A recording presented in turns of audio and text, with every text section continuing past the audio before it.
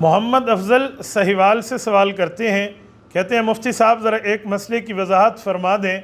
क्या हमारे पैगम्बर सरकार दो आलम सल्लल्लाहु अलैहि वसल्लम की ज़िंदगी में ऐसा नज़र बद के उतारने का वजीफ़ा मिल सकता है जो सुन्नत नबविया से साबित हो और उस पर अमल करना हमारे लिए बायस अजर हो? जी भाई अफजल, सुन्नत नबविया में इसका इलाज मौजूद है।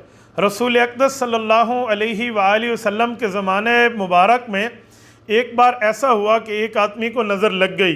नज़र लगाने वाला वो भी नज़र में आ गया कि इस बंदे की नज़र लगी है। जब इस बात का यकीन हो गया कि नज़र लगाने वाला यही है, तो आका नामदार सल्लल्लाहु अलैहि वसल्लम ने नज़र लगाने वाले को हुक्म फरमाया कि आप वज़ू कीजिए।